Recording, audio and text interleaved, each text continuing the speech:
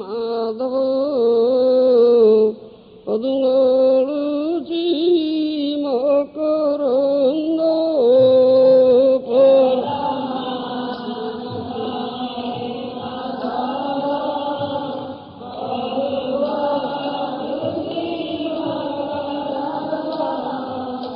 সেই মকরন্দ পান করি আনন্দী বল হরি হরি। মহাপ্রভুঙ্কর কথা জগন্নাথ ক্ষেত্র শ্রীক্ষেତ୍ର ଏ ସମ୍ବନ୍ଧରେ ଆମେ ଯୋଉ ପ୍ରଥମ ଦିନ କହିଥିଲୁ ସ୍କନ୍ଦ ପୁରାଣରେ ଉତ୍କଳ ଖଣ୍ଡରେ ବର୍ଣ୍ଣନା ଅଛି, ଏ ସମ୍ବନ୍ଧରେ ବହୁ କଥା ଲେଖା ଅଛି। ଏବଂ ବୃହତ୍ ଭାଗବତାମୃତରେ ସନାତନ ଗୋସ୍ୱାମୀ ମଧ୍ୟ ପୁରୁଷୋତ୍ତମ କ୍ଷେତ୍ର ଶ୍ରୀ ଜଗନ୍ନାଥଙ୍କ ସମ୍ବନ୍ଧରେ ବହୁ କଥା ଉଲ୍ଲେଖ କରିଛନ୍ତି। ବୃହତ୍ ଭାଗବତାମୃତ ଦ୍ୱିତୀୟ ଖଣ୍ଡ ପ୍ରଥମ ଅଧ୍ୟାୟରେ 158 ଶ୍ଲୋକରୁ ଆରମ୍ଭ ହୋଇଛି, ବହୁ କଥା ଲେଖିଛନ୍ତି।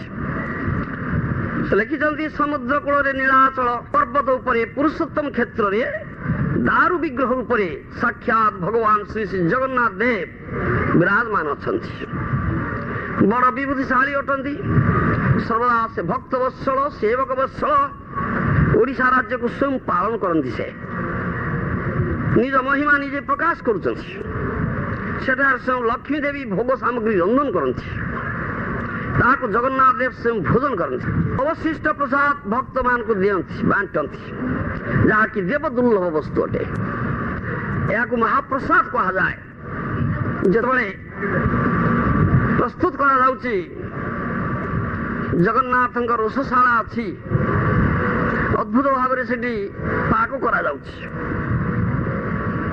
ପ୍ରତିଦିନ ନୂତନ ମୃଣ୍ମୟ ପାତ୍ର କୋଡ଼ି ଆସୁଛି, ପ୍ରତିଦିନ ନୂତନ ପାତ୍ରରେ ପାକ କରାଯାଉଛି, ଯାହା କହନ୍ତି ହାଣ୍ଡି ଉପରେ ହାଣ୍ଡି ରଖାଯାଉଛି, ଆଉ ସବା ଉପର ହାଣ୍ଡିରେ ଆଗ ପାକ ହେଇଯାଉଛି।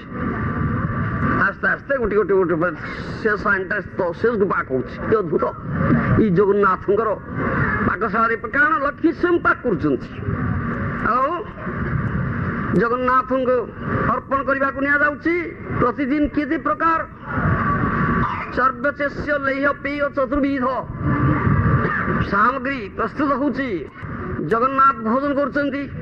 ଚକା ଚକା ଆଖି ଭୋଗ ମଣ୍ଡପରେ ସବୁ ଓଡ଼ିଆ ଆସି ଥୁଆ ହଉଛି। ସେ ଚକା ଚକା ଆଖିରେ ଦେଖୁଛନ୍ତି, ଦର୍ଶନ କରିକି ଭୋଜନ କରୁଛନ୍ତି। ସେ ଜଗନ୍ନାଥ, ସେ ଭଗବାନ। ଆମେ ହାତ ଲଗେଇକିରି ପାଟିରେ ଖାଉଛେ, ଭଗବାନ ସେପରି କରୁନାହାନ୍ତି।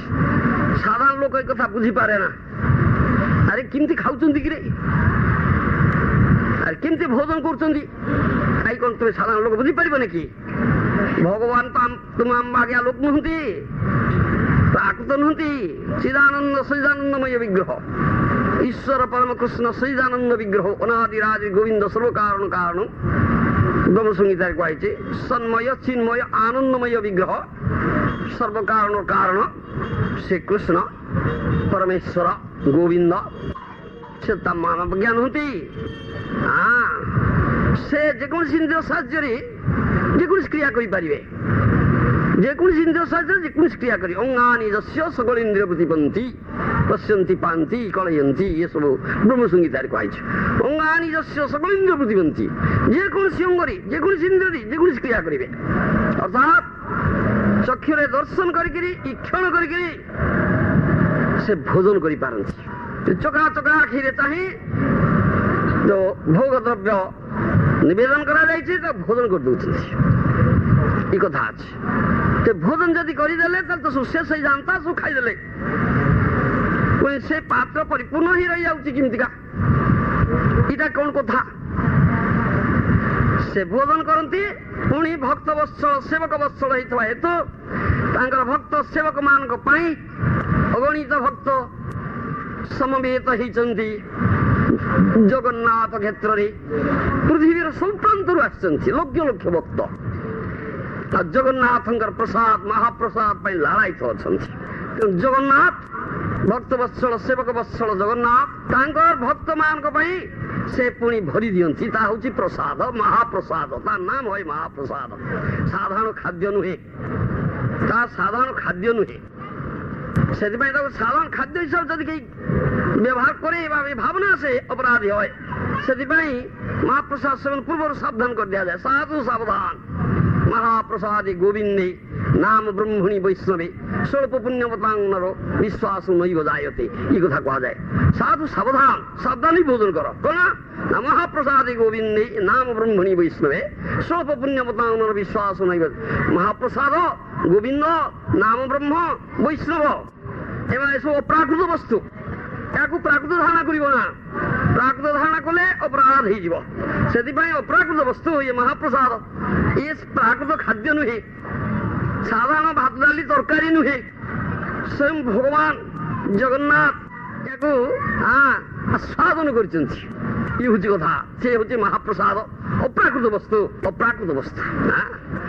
कहती दूर देश को लेकिन जाऊँगी हजार हजार माइल दूर को मास मास धरिकी रखुंट अपवित्र होनी शुष्क हुए ना पर्यवसित हुए ना तुम्हें साधारण खाद्य रांधिक रखीदे 5 घंटा 5-6 घंटा हो गले बासी होगला रे बासी होगला खाद्य योग्य नुहे ये कथा ही जाऊँगी किंतु महाप्रसाद सेमती नुहे ताहा अप्राकृत वस्तु भगवान आस्वादन करछन्ति ताहा शुष्क हुए ना पर्यवसित हुए ना नीत दूर देश हजार हजार माइल दूर को नेउछन्ति भोजन करछन्ति प्राकृत वस्तु केडे सुंदर ये भावरी भोजन करबा को है जदि तुम मन में टिके विकार आसो ये तो बासी हो गलानी गंध आसलानी खाइब तो निश्चय तुमको डायरिया धर दंड मिल तुमको निश्चय किंतु ये भाव भोजन कर किसी हम ना दिव्य भाव जात हम से कथा कहूँ कहीं कथा कहूँ लक्ष्मी स्वयं भोग सामग्री प्रस्तुत करती जगन्नाथ देव स्वयं भोजन करती अवश्य प्रसाद भक्त मान को दे दियंती जहाँकि देवदुर्लभ वस्तु अटे एक महाप्रसाद कहा जाए ना प्रसाद प्रसाद माने कृपा भगवान कृपा दे दूसरी भक्त मान को कृपा दे कृपा सेवन कर कहा जाए महाप्रसाद सेवन करा कृपा सेवन करा सेवा से सेव्य वस्तु आम सेवक सब आम सेवा यही हिसाब से सेवन करा जाए कहा जाए खाती बोली कहा जाए ना ये शब्द व्यवहार करा जाए ना सेवन करा जाउछि